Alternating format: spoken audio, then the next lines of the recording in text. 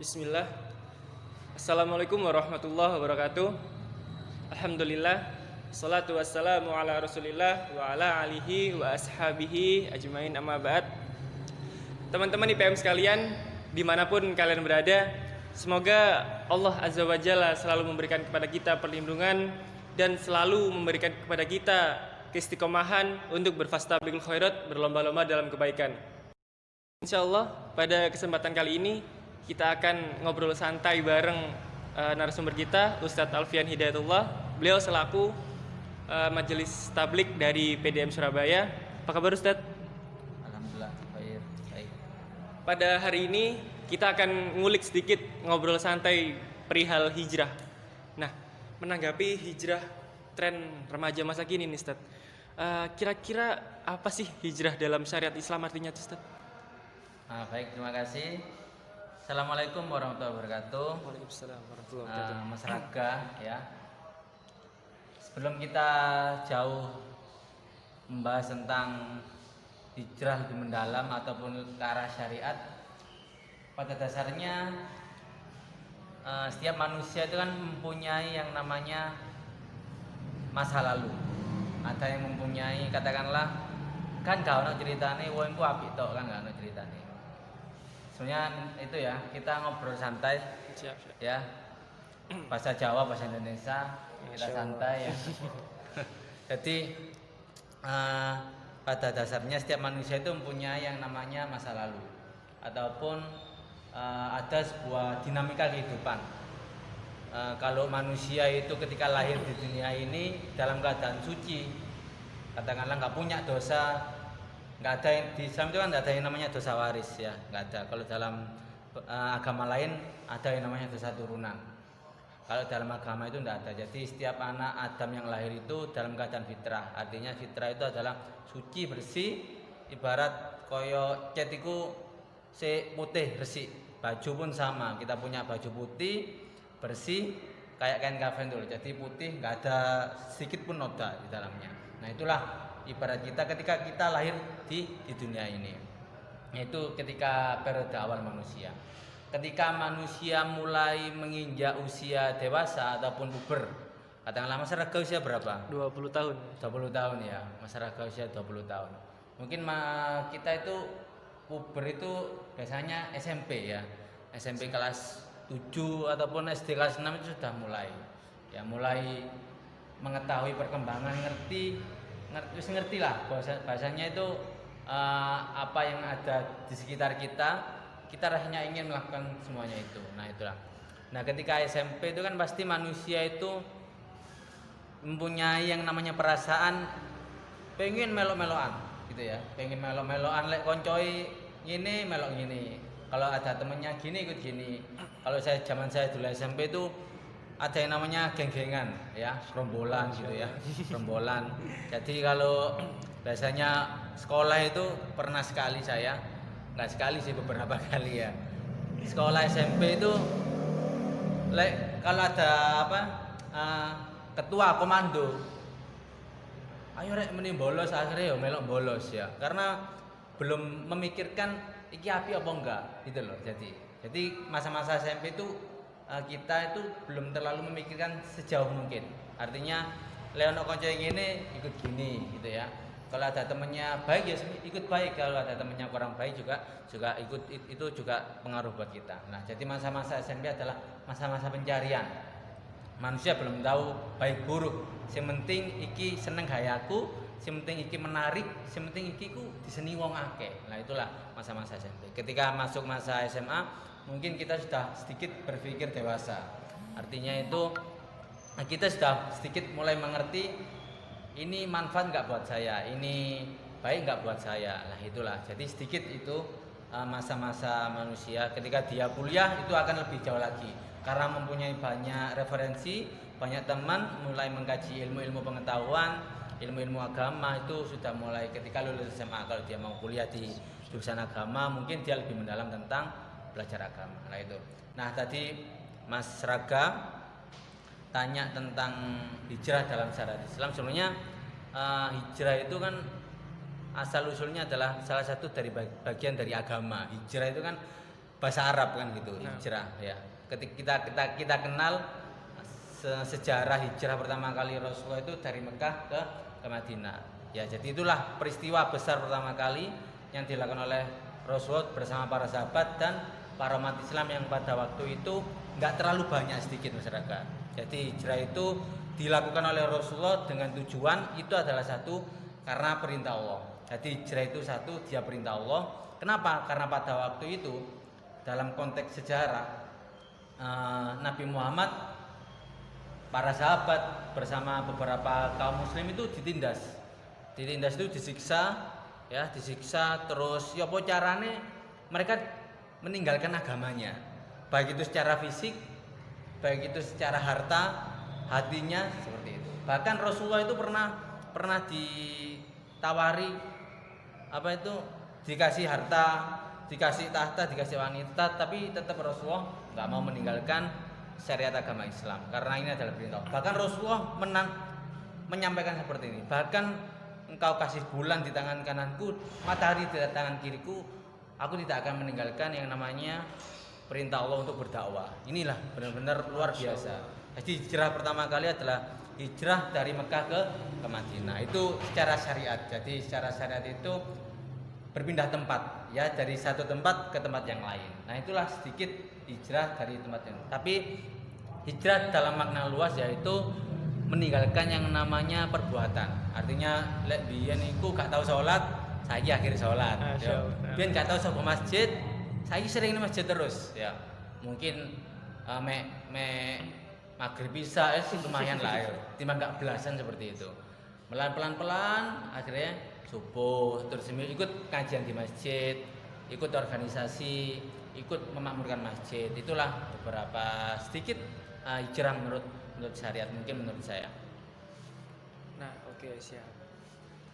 Terus tanggapan Ustadz Alfian, for your info nih guys, beliau juga penggagas pelajar tanpa pacaran dan dai perkemajuan yang anggotanya itu kebanyakan dari kalangan pelajar nih. Nah, tanggapan Ustadz Alfian perihal gelora hijrah yang menjadi tren. Jadi kayaknya kalau beberapa tahun ini kalau pemuda nggak hijrah itu kayaknya nggak keren deh. Nah, tanggapan Ustadz Alfian perihal pemuda yang semakin kesini semakin mengenal Islam ini, bagaimana Ustadz?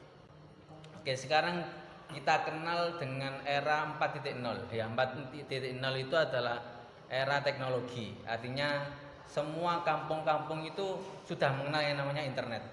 Wong desa-desa saiki dhewe WhatsApp. Ya. Mungkin saya SMP, SMA itu awal-awal muncul BBM. SMA itu muncul awal BBM. Saya kuliah, bahkan HP saya itu dulu nggak Android. Ya, HP saya dulu nggak Android. Wis pokoknya mesok gawe SMS itu pun ono gratisan gitu ya. Masya Allah. Gitu. Jadi dulu itu terbatas itu kita sulit untuk mencari informasi, menggali informasi, mencari kabar itu bahkan sulit sekali. Bahkan harus telepon ataupun nunggu SMS. Kalau sekarang itu kan bahkan jangankan itu ya WA. Kita chat orang itu baca status, baca WA kita apa tidak, kita bisa mengerti. Ternyata semakin bertambahnya zaman, teknologi semakin maju. Nah, dengan kemajuan teknologi otomatis banyak sekali perkembangan yang lain. Nah, salah satunya adalah fenomena hijrah yang saat ini sangat kompleks, artinya sangat menyeluruh, baik itu dari kalangan pelajar, baik itu pemuda, bahkan orang tua. Ya, jadi tren hijrah sekarang itu sudah mulai mengena semua elemen. Nah, sedikit tadi masyarakat menyinggung masalah saya pernah menggagas ataupun bersama teman-teman komunitas pelajar tanpa pacaran ataupun gerakan dan komunitas dai berkemajuan ya. Jadi pada waktu sekitar 2-3 tahun yang lalu saya bersama teman-teman sedikit melihat fenomena pelajar sekarang ataupun pemuda. Apa yang menjadi permasalahan pelajar sekarang, kita ingin mencari solusi. Lah, disinilah salah satunya adalah anak-anak sekarang itu lebih suka dengan yang namanya kesenangan yang sifatnya adalah dunia. Artinya wong lek duwe pacar ku keren, ya enggak? Benar. Pasti anak-anak pelajar saiki lek kalau mikirnya wah kamu gak duwe pacar, dianggap gak payu. Yo. Masya Allah. Jomblo. Padahal kalau dalam pemahaman agama, bahkan jangan agama. Kalau orang punya prinsip bahwa jomblo single itu adalah sebuah kehormatan, itu luar biasa. Tapi mindset anak-anak muda sekarang adalah dia itu pengen dihargai, dia ingin dilihat keren, ingin dilihat ganteng, ingin dilihat payu, yo. Akhirnya dia punya pacar. Lah itulah akhirnya kita bikinlah komunitas PTP. Tujuannya adalah dakwah itu kan kita itu merangkul bukan memukul. Yo dirangkul, lek dirangkul itu wong seneng ya kan karena dirangkul. Benar. Lek dipukul itu enggak harus dengan pukulan ya, pakai fisik enggak, tapi dengan kata-kata yang sekiranya menyakitkan. Gak seneng. Malah jadi kok kesane dakwah iki kok tidak menyenangkan. Akhirnya Benar, orang Ustaz. tuh tertarik dengan Islam itu akhirnya nggak jadi tertarik. Kenapa? Karena strategi kita untuk mengajak orang itu kurang mengena.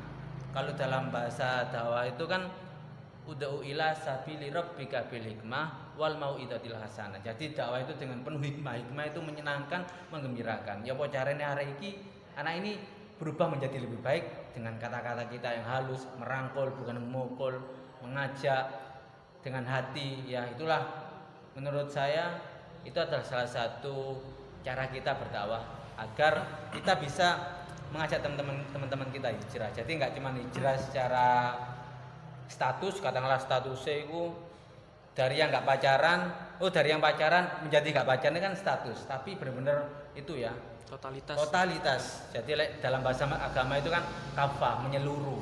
Ya, menyeluruh sehingga itulah yang dinamakan mustaqomah ataupun istiqomah dalam hijrah. Jadi itulah fenomena hijrah sekarang ini ternyata luas sekali, kompleks dari kalangan pelajar, pemuda, orang tua. Lah, menurut saya seperti itu. Nah, Ustaz, Masya Allah. Ini Ustaz, menggarisbawahi perkataan antum nih, yang setiap manusia pasti punya yang namanya masa kelam. Nah, boleh sedikit diceritain Ustaz, pengalaman antum dari awal pertama kali mengambil keputusan statement, oh aku harus hijrah nih, aku kudu hijrah, biar sama-sama kita ambil faedah ya dari ceritanya Ustaz Alfian. Fadal Ustaz, monggo. Sebenarnya itu ya, orang itu ketika menjadi baik itu tidak ujuk-ujuk api. Kalau cerita nih pasti membutuhkan proses. Bahkan orang yang mempunyai masa lalu yang sangat buruk itu mempunyai potensi, mempunyai masa depan yang sangat cerah. Gitu loh. Jadi Allah itu tidak melihat masa lalu, yang Allah lihat adalah masa depan. Nah, sedikit cerita dari saya. Nggak cuma saya, mungkin banyak sekali, tapi sedikit saja karena masyarakat ingin tahu ya. Karena masyarakat juga kenal dengan saya. Masyarakat dulu kan adik kelas saya gitu ya. Saya mungkin SMA, dia SMP mungkin ya. Mungkin masyarakat juga tahu. Jadi ketika saya dulu masih sekolah itu, ya saya belum benar-benar mengerti apa itu agama ya. Menurut saya dulu ketika saya sekolah itu agama itu ya sholat gitu ya. Wong orang kalau berangkat ke masjid, oh iki wong soleh, iki wong orang alim. Orang kalau sholatnya selalu tepat waktu, tidak pernah ketinggalan, selalu berjamaah, itulah agama. Jadi ketika agama itu adalah ketika datang bulan puasa kita berpuasa, Ramadan kita berpuasa. Ya, saya dulu menganggap agama itu adalah sebuah ibadah syariat. Syariat dalam arti ibadah khusus, sholat, puasa, zakat, haji, sedekah dan sebagainya. Sedekah itu kan mungkin termasuk ibadah sosial kita. Nah, ketika sering berjalannya waktu, saya menganggap agama seperti itu ya. Jadi wis syariat. Jadi di luar masjid itu bukan agama menurut saya dulu mungkin ya. Kalau katakanlah pacaran ya wis iku kesenangan gawe aku, katakan misalnya seperti itu. Saya dulu juga termasuk aktivis itu ya, ikut beberapa band. Saya dulu band gitu ya. Masyarakat juga band ini ya. Band. Benda-bendi. Band kono band ini, Masya Allah. Ya saya dulu juga termasuk itu ya. Salah satu personil dari yang namanya band. Saya dulu punya 2 band. Yang pertama adalah Mini4, yang kedua adalah Rasio Band. Nah ini ketika saya masih SMA. Ya ketika SMA saya aktif tiap hari itu bahkan tiap 1 minggu 2 kali kita sering ngeband ya. Kadang di Tunjungan, taman remaja juga sering. Ya. Jadi ketika saya dulu masih suka dengan aktivitas yang ngeband, bagi saya dulu bagi saya itu sebuah hiburan menurut saya. Kalau ke masjid itu dulu mungkin nggak menarik karena ya wis gitu-gitu aja gitu ya. Wis pokoknya mari sholat mulai. Tidak ada aktivitas yang menarik di masjid sehingga ya saya dulu akhirnya mencari hiburan-hiburan di tempat-tempat yang lain. Katakanlah band gitu ya. Terus kumpul nongkrong di luar. Tidak wis pokoknya kalau laki-laki kumpul itu kan wis kalau ngobrol itu kan sembarang kalir gitu ya. Kadang pasti yang diobrolin adalah wanita biasanya ya. Kayak aku pacare ya gitu ya. Nah itulah. Pasti membahas yang kurang positif lah itu. Nah itulah mungkin ketika dulu masih SMA. Jadi saya mencari hiburan-hiburan itu melalui yang namanya aktivitas yang menyenangkan yang sifatnya adalah yos kalau menurut dulu saya yos iku seneng gawe aku. Lah iku seneng gawe aku yos tak lakoni. Saya lakukan kan seperti itu. Tapi sering berjalannya waktu manusia itu akan mengalami yang namanya titik jenuh, bosen blenger. Artinya ketika saya dulu ngeband, saya dulu sepak bola, bonek gitu ya, suka bonek ya. Masya Allah. Terus pokoknya saya bayang main itu saya selalu melihat, tidak pernah absen gitu ya. Nah itulah karena sekarang dalam keadaan pandemi jadi libur semuanya gitu ya. Jadi intinya ketika seiring berjalannya waktu saya berpikir bahkan saya sedikit dulu pernah itu ya masyarakat sakit hati gitu ya. Sakit hati setiap orang pasti pernah mengalami merasakan sakit hati.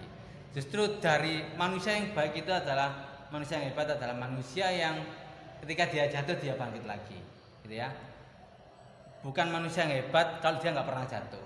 Bahkan manusia yang hebat adalah manusia yang ketika jatuh kalau bisa jangan jatuh lagi ya. Harus mencari kesibukan yang lain. Sempet sakit hati dulu ya mungkin karena itu ya. Itu mungkin cara Allah menurut saya. Cara Allah buat saya agar kita nggak melakukan maksiat lebih dalam, tidak melakukan maksiat lebih banyak. Otomatis dibuatlah sakit hati. Bagi saya itu sakit hati. Kalau dalam agama itu kan apa yang baik menurut saya belum tentu baik menurut Allah. Nah itulah mungkin saya mikirnya seperti itu. Lama kemudian bahkan saya itu baru bisa move on itu katakanlah kita kan pasti punya perasaan ya saudara ya. Laki perempuan kan pasti punya perasaan. Kalau kita nggak punya rasa suka, berarti kita bukan manusia gitu ya. Kita bukan manusia. Fitrah manusia. Fitrah manusia. Kita suka lawan jenis itu fitrah manusia. Cuma permasalahannya ketika kita suka langkah apa yang harus kita lakukan? Saya dulu nggak tahu ya. Saya dulu nggak tahu masyarakat. Otomatis langkah-langkah yang saya lakukan adalah ya wis pokoknya dekat sama orang yang kita suka itu kan menyenangkan. Bahkan saya dulu ikut organisasi itu motivasi saya itu bukan karena ingin menjadi banyak teman, bukan, ingin menjadi orang yang pinter, ingin menjadi orang yang sosial, bukan, tapi motivasi saya ketika ikut organisasi adalah karena faktor wanita. Ingin mencari jodoh ini. Iya. Kalau dulu itu ya, kalau SMA itu kan ya ingin deket orang yang kita suka. Ya itu jadi pengen banget deket terus apa yang dia lakukan, aktivitas dia apa, kita ingin terus ikut. Bahkan ketika dulu orang yang saya suka itu ngaji di sebuah TPA ataupun TPQ, saya pun ikut ngaji di sana gitu ya. Jadi kan sedikit kalau sekarang itu kan yo ono sedikit apa ya kalau kita suka kan saya rasa wajar. Cuman kan dulu yang saya lakukan tidak benar-benar melampaui batas. Jadi standar dan alhamdulillah Allah tidak terlalu membuat saya benar-benar jatuh gitu ya. Saya mikir karena kita punya akal, Allah menyuruh kita buat mikir. Kita punya hati, kita gunakan untuk saling mencintai sesama makhluk, sama manusia. Itulah. Jadi akhirnya pada berada di titik jenuh itu saya akhirnya memutuskan. Masuk saya harus gini-gini aja. Yo ngeband tapi jarang di masjid. Terus tidak ada unsur dakwahnya. Berjalannya waktu akhirnya saya memutuskan untuk sedikit berubah menjadi lebih baik. Sedikit aja menurut saya. Karena orang kalau sedikit berubah menjadi lebih baik itu sudah sangat baik menurut saya. Artinya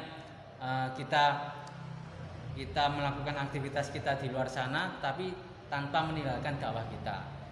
Kita melakukan kegiatan-kegiatan yang sekiranya dulunya nggak negatif, kita arahkan ke yang positif. Itulah mungkin sedikit pengalaman dari saya ketika saya masih SMA, SMP, kuliah. Itulah sedikit.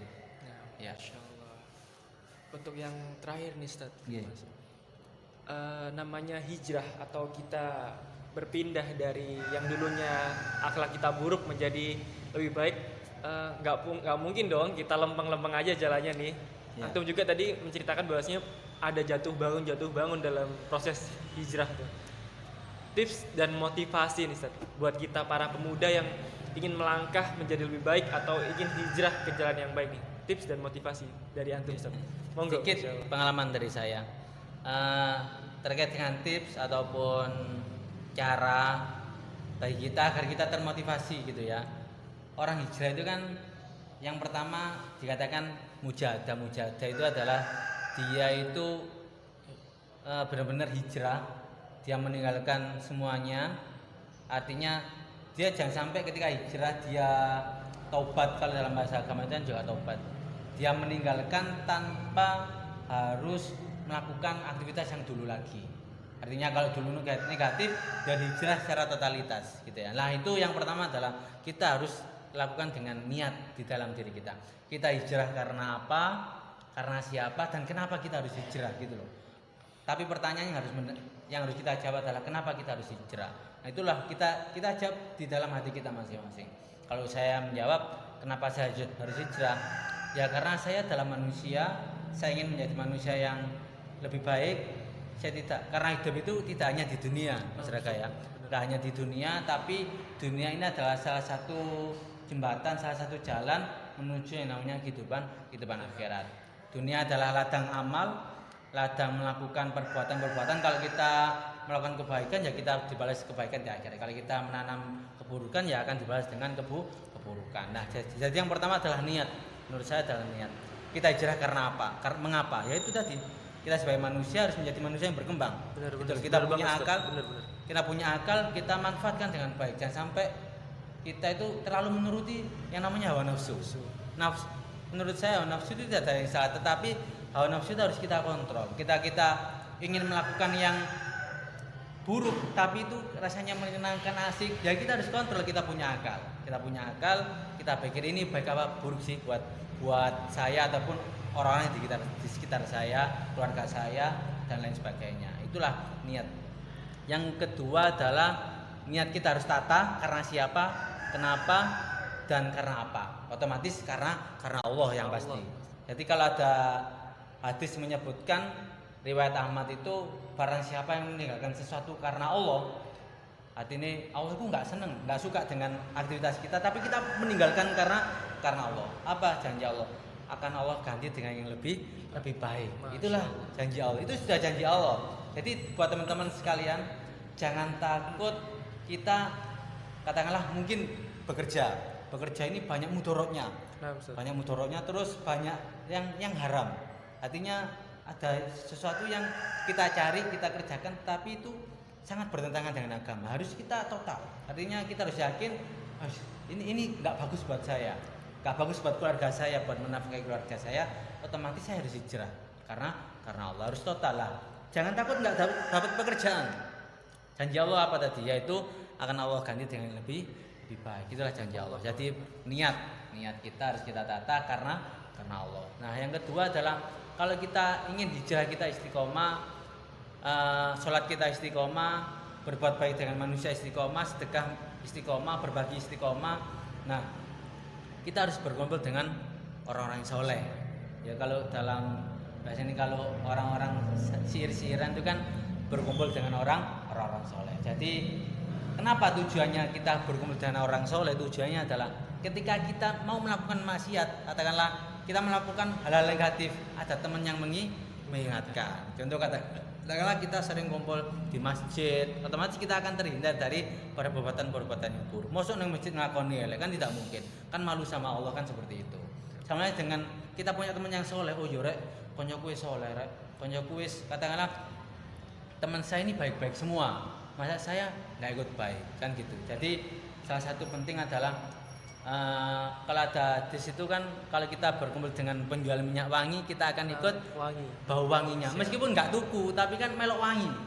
Jangan jauh-jauh lah. Kalau kita sering kan di sekitar kita itu kan ada orang jualan minyak wangi gitu ya. Rumah kita di sampingnya, ya ikut wangi rumah kita. Benar, gitu. benar, Tapi benar, kalau benar. kita rumah kita dekat-dekatnya apa? Pembuangan sampah, ya kita ikut bau sampahnya kan seperti Benar, itu. benar. Ternyata teman itu mempengaruhi. Kalau Mempengaruhi kita banget, punya, Ustaz, ya punya teman yang baik, kita juga ikut baik. Kalau kita punya teman yang buruk, ya kita mungkin juga bisa terpengaruh. Tapi kalau bisa kita harus berkumpul dengan semuanya. Kalau kita berkumpul dengan orang yang kadang-kadang kurang baik, ya kita harus memberi nilai-nilai yang positif. Ya, kalau bisa orang-orang yang tidak baik itu menjadi lebih baik melalui diri kita. Itulah proses hijrah yang katakanlah sudah itu ya, sudah lama. Artinya ketika kalau teman-teman masih baru hijrah, masih baru berubah menjadi lebih baik, saran saya ya harus kumpul dengan orang-orang yang aktivitasnya di masjid gitu ya, ngaji, organisasi, itulah menurut saya. Jadi yang pertama adalah niat, yang kedua adalah kita berkumpul dengan orang soleh, yang ketiga adalah kita harus itu ya menyibukkan diri kita. Artinya menyibukkan itu adalah kalau kita sibuk dengan hal-hal yang positif, contoh hal yang positif itu adalah hal-hal yang manfaat buat kita dan orang sekitar kita. Katakanlah sekarang dalam keadaan pandemi gitu ya, kita manfaatkan media sosial kita manfaatkan YouTube, Instagram dengan yang namanya nilai-nilai positif. Katakanlah bikin poster, flyer-flyer yang bersifat ajakan, motivasi, itulah. Jadi hijrah itu enggak cuma sekedar hijrah mari, tapi harus positif dan juga produktif. Jadi itu ya niat. Yang kedua adalah kita berkumpul dengan orang soleh. Yang ketiga adalah kita harus menyibukkan diri kita, organisasi mungkin ya, terus sering-sering main ke masjid gitu ya. Jadi itulah menurut saya tips buat teman-teman seperti itu. Masya Allah, benar-benar sangat bermanfaat nih teman-teman nih. Oke, mungkin untuk kesempatan hari ini kita cukupkan sampai ini aja. Semoga banyak yang teman-teman dapatkan dari percakapan di pagi hari ini. Semoga banyak banget juga fadilah yang teman-teman bisa dapatkan. Ilmu yang kita bisa ambil di pagi hari ini adalah manusia yang hebat itu adalah manusia yang ketika ia terjatuh, ia cepat-cepat bangkit, beristighfar kepada Allah dan memohon ampun kepada Allah dan bertobat kepada Allah untuk memperbaiki dirinya menjadi pribadi yang lebih baik. Masya Allah. Barakallahu fikum Ustaz. Terima kasih sudah menyempatkan waktunya di pagi hari ini untuk kita teman-teman IPM, Hikmawati dimanapun kalian berada. Semoga Allah selalu memberikan kepada kita penjagaan, kesehatan, keistiqomahan untuk berfastabiqul khairat. Terakhir dari saya, wassalamualaikum warahmatullahi wabarakatuh.